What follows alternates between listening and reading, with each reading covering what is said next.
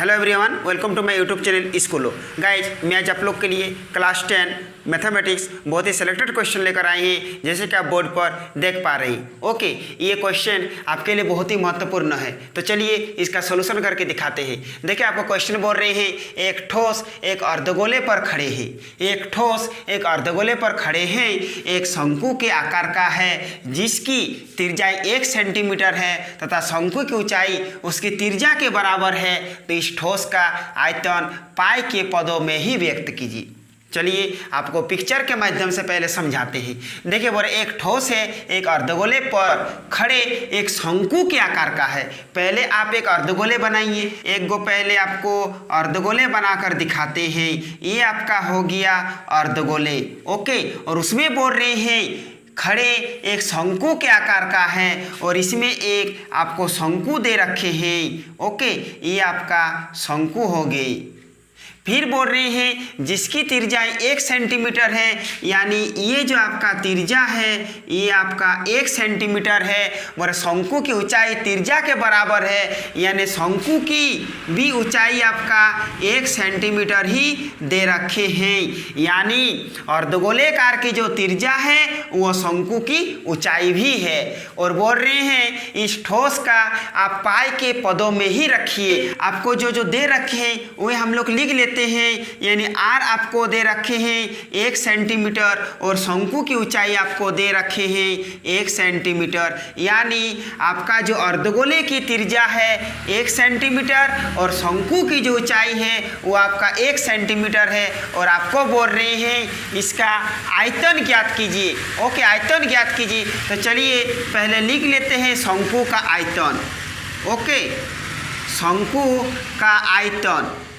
और देखिए ये दोनों एक ही साथ ज्वाइन है, इसलिए इसमें हम लोग प्लस लेंगे। और अर्धगोले का आयतन,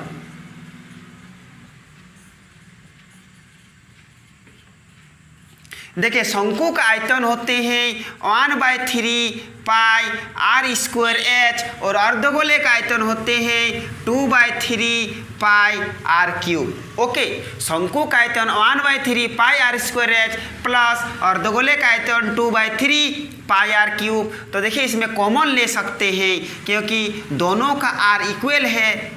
हम लोग कॉमन ले लीजिए। चलिए पाई को कॉमन ले लेते हैं और आर स्क्वायर कॉमन ले लेते हैं क्योंकि सबसे न्यूनतम आर स्क्वायर है। चलिए इसमें रह गया आपका 1/3 और गुने एच रह गया और प्लस इसमें 2/3 और आर इसमें 2 ठो आर ले लिए तो आपका फिर भी 1 ठो आर इसमें से बच गया। ओके, और यहाँ पर ध्यान रखिए आपको पाई के पदों में ही ज्ञात करने बोले हैं, तो पाई को पाई ही रखते हैं। और देखिए पाई को पाई और आर का मान 1 है तो आप 1 का स्क्वायर ले लीजिए। फिर 1/3 और एच का मान 1 है, फिर 2/3 और आर का मान भी आपको 1 दे रखे हैं। अब देखिए पाई और 1 को जितना बार गुना कीजिए 1 ही होंगे। अब देखिए 1 के 1 और बटा 3 हो गया और प्लस 2 यहाँ पर 1 होंगे क्योंकि आर का मान 1 दिया हुआ है और 2 1 के 2 और बटा आपका 3 हो गया। ओके, चलिए अब यहाँ आपको कैलकुलेट करके दिखाते हैं। पाई गुना 1 आपका पाई ही होंगे, यहाँ पर कुछ नहीं मतलब गुने हैं। 3 है तो 1 तो 3 लेते हैं और ऊपर का सेम लिख देंगे 1 + 2।